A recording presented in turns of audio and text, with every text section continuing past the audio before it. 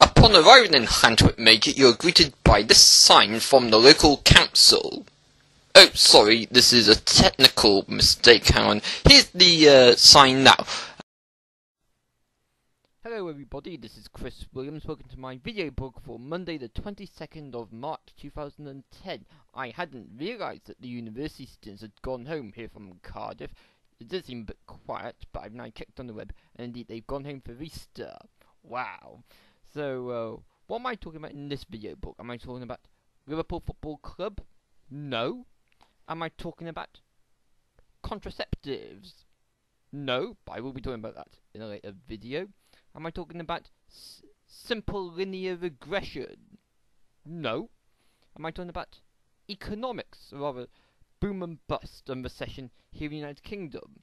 Well, no, I'm not talking about any of those. Instead, I am talking about John 8 verses 1 to 11 in the Holy Bible.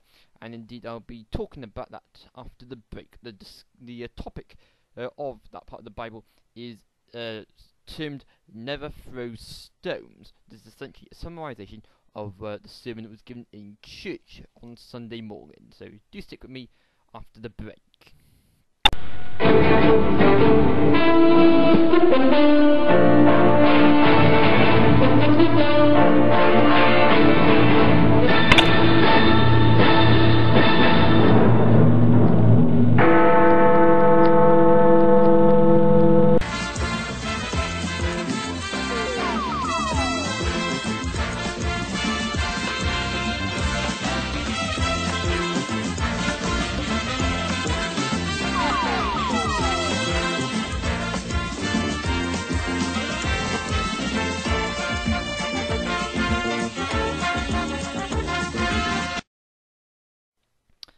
So yes, Never Throw Stones was the title of the sermon I went to. John 8 verses 1 to 11, and I'll read it out to you. Jesus went to the Mount of Olives. Early in the morning he came again to the temple. All the people came to him, and he sat down and taught them. The scribes and the Pharisees brought a woman who had been caught in adultery, and placing her in the midst, they said to him, "Teacher, this woman has been caught in the act of adultery.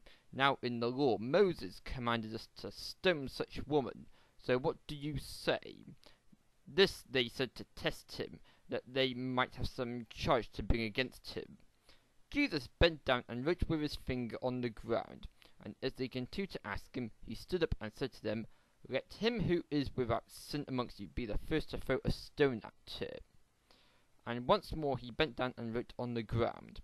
But when they heard it, they went away one by one, beginning with the older ones, and Jesus was left alone with the woman standing before him. Jesus stood up and said to her, "Woman, where are they? Has no one condemned you?" She said, "No one, Lord." And Jesus said, "Neither do I condemn you. Go, and from now on sin no more." And what's interesting about this part of the Bible, which is the reason I'm reading that to, is because it's debatable as to whether it actually appeared in the Bible. There's a little bit in the Bible before this, but it says that this part does not feature in the earliest version of the Bible.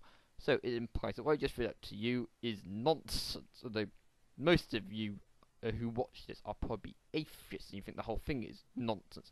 But the reason I read this out is because I know you people who think that the Bible is nonsense will find it interesting. I've just read out something that might actually be nonsense.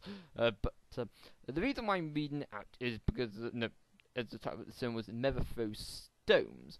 It's saying that if you are guilty yourself of wrongdoing, then you are in no position yourself to judge others. Now, as you might know if you're a regular at my video blogs, I've recently been engaging in a campaign against people who subjected me to Asperger's syndrome bullying when I was in university. And I say that they have done wrong, they say that I have done wrong, so that leads to a philosophical thought as to whether it is right for me to criticise them, and is it right for them to criticise me when I criticise them? I hope you catch what I'm talking about here. But as you saw in the sermon, No. Uh, the law of Moses says that you can stone the woman, but Jesus said that if none of them if none of them are not free of sin, then none of them have the justification to stone the woman, so that the woman goes free. So, related back to my university problem, I posted on YouTube some piece of information I received from the university, and they got back in contact with me saying that they didn't want me to post them on YouTube, and they asked me to remove them. I got back into communication with them and said, yes, I'm happy to remove them to satisfy your requirements, but I do not apologise for posting them in the first place, and I'd like the university to apologise to me. They haven't replied yet, and the reason why they haven't replied is because they know that they are in the wrong. They feel that they are not morally obligated to throw stones back at me, but I have got them on the run. So I've hurled a massive metaphorical boulder at them, and they are powerless to throw one back at me. So you could say that I am like the woman who has committed adultery, in that although I might have done wrong in the past, without necessarily knowing about it, because my Asperger's syndrome characteristics get me into problems without knowing about it, it is not justifiable for me to be punished for throwing stones at the university, because the university know that I am effectively justified in throwing stones at them, and they can't throw any back at me, because the reason why I was throwing them at them in the first place is because of what they done to me previously during my time in university. And indeed, as the students are now on holiday ahead of the Easter period, it means that one of the students who I went to be subject to disciplinary action for the bullying he subjected me to in my third year is now destined to get away unpunished forever with his misconduct towards me. I left the university at the end of my third year. He was allowed to stay on and complete his fourth year, and I assume he's going to graduate from his fourth year this summer. And if he's watching this, I'd like to say to him, he is very lucky to be graduating, because he shouldn't be in university to begin with. Break university rules, you get excluded. He broke the rules, but he went unpunished.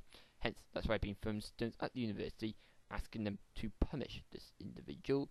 And I have been keeping up my calls for them to punish him, but it seems that they're going to let him get away with it. And hence, that's why my anti-autism bullying campaign here on YouTube has been going on for the last few months or so. I downscaled it as the university requested, but I might raise up the intensity again if I'm unsatisfied with the outcome. As you don't know me personally, and as I've had to restrict what I'm saying about due to legal purposes, I hope you have been able to follow what I'm talking about. But indeed, the sermon that I've mentioned that was in church is applicable to all walks of life. Essentially, you can't judge yourself to be more morally superior than other people. Because if you have some fallibilities, then you are not justified in inflicting punishment on those who you think are guilty. Okay, thanks for joining me for this video blog. I blog on a daily basis. At the moment, I'm running out of topics to think about, but I know some of you want me to talk about the upcoming general election here in the United Kingdom, and indeed in my next video I think I will talk about that, and in particular my opinion on what I think the election outcome will be. But I was reading about this earlier on, and it seems that the opinion polls on some instances have been the same at particular times. So one moment they're one set of results, then they're different, then they come back to that same value, then they're different again, then they come back to the same value. And in my next video I will tell you what those constant values are, but I think that will be the final election result, and it makes for an interesting outcome. And here is a clue as to what that interesting outcome is. I've been hung. That sort of thing. So I think you'll see from that example there what the outcome of the election is going to be, just based on what I've been reading. Okay, do join me for my next video blog. Until next time, it's bye for now. Bye bye.